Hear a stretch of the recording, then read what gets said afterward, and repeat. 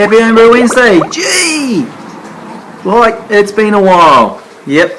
Well, I've just been busy. I've still been brewing. I've been brewing heaps. Maybe just the last month or so I've just eased back on a little bit of brewing. But yeah, still brewing quite a bit. And today, behind me, brewing in my most famous, not famous, but favourite beers, the Amber Eagle, or American Amber Eagle, which is an amber ale with some fantastic American hops, those hops being Simcoe, Amarillo, usually Centennial. Couldn't get any, so a little bit of Cascade to put in there as well. So yeah, it's been a while since I've been catching up with Homebrew Wednesday. Just life's been busy and lots of things have been happening. But yeah, I thought I'd just get off my ass today and basically, yeah, put a bit of a shout out there. So, what have I been brewing in recent times? Well, I think last time you saw me I was brewing a Manuka Brown Ale, which ended up being so-so. It was alright, and since then I've just been brewing lots of IPAs, as we tend to do in New Zealand. It's one of our favourite beers, and a few darker beers like porters, and doing lots of infusions into them, so using bourbon oak chips and those kinds of things. Now, something really interesting that I've come across recently is a product called a tonka bean. Yeah, I believe they're from South America, and they use it in the culinary world quite a lot. But I was very fortunate to try a porter that was made with an infusion of tonka beans. So one of our local brewers here, Hannes, I can't remember Hannes' last name, but anyhow, a local German chap. I always give him a bit of shit because he's breaking all the German purity laws by adding weird things such as tonka beans and such to his beers. But I would recommend that people maybe have a look into these products, tonka beans, and think about using them in your infusion. On that note of infusions, something that I've been very interested in and are going to start venturing into, hence getting my butt back online, is the notion of using alcohol, or pure alcohol, or fairly close to it, to extract flavours from products. So these tonka beans, these little tiny little things, which have a lovely sort of vanilla-y and clovey and spice flavour to them. The way that Hannes extracted the flavour was by simply immersing them within alcohol, like a 40% vodka. But yeah, you can use other high-proof pure alcohol if you have access to it, if you're doing a bit of distilling or whatever. And effectively, and it releases all of the flavour from the product into the alcohol, of which they then add that into the beer to get the right flavouring profile. So recently, I was up in Central Otago at the Cardrona Distillery and looking at their making of whiskey up there, which is quite interesting. Effectively, they just take some barley and then they ferment it out, take that liquor and then distill it. From that distilled liquor, they put that into used casks of various forms, and they leave it to age for 10 years plus.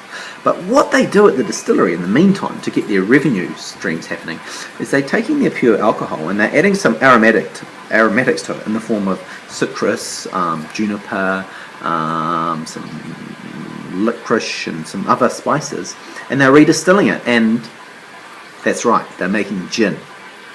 So my new venture, which I will be hoping to share online in the next little while, is making your own gin through the distillation method. So stay tuned for that. Gin, I don't know if anyone's doing it out there. I quite like it in the summer months, but effectively it's really easy. We're just taking alcohol, reasonable strength alcohol, doing an infusion of spices, aromatics, and then redistilling it to get that pure flavour into the product to make our gin. So it's just a new chapter, something very exciting. Anyhow, I've got to go back to this. I'll be back shortly. I can hear, I'm just sparshing out. Right, is that going? Yeah, it is. Okay, so in other exciting news, last night on social media, there was an announcement from Parrot Dog. Press conference tomorrow morning, 9 a.m. My initial thoughts were that, oh my God, they're being bought out. And who would buy them out? Interesting to note. Lion has now bought out Emerson's, and Lion has now bought out Panhead. I'm in Dunedin, and I've seen what's happened to Emerson as a result of line buying, and I'm not adverse to it. It's fantastic. The new Emerson's Brewery, I'm going to go down there. I'm going to get some footage at some stage coming up.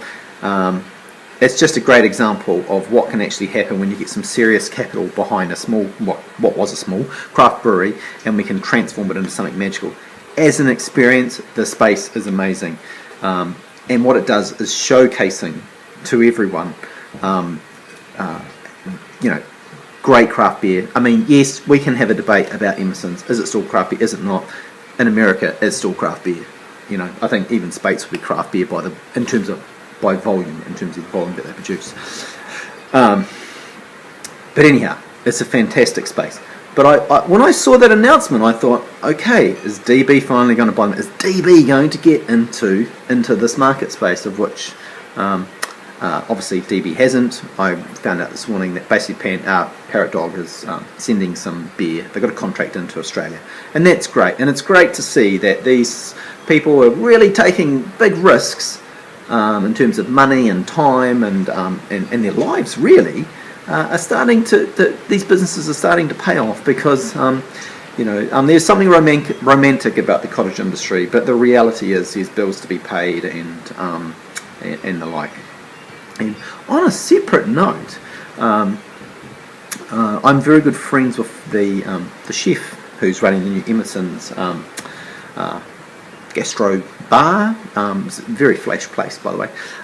And just as an interest, when you work for Lion, every month you get $35 in your paycheck to purchase Lion products, so that you understand what Lion is all about. And I thought, that's quite nice, actually, that there's employers out there that go, go out and buy yourself a few beers on us. So that's pretty cool. All right. So, hey, just a quick wrap up and a quick say hello. And I haven't forgotten about you guys. Just lots of things happening. But watch this space. There's going to be some interesting things happening in the world of gin. That sounds like my mash has finally drained through, so it's time to get back and keep my eye on that boil. So you guys have yourself a happy Homebrew Wednesday, or many, since it's been a while. I'll catch you later.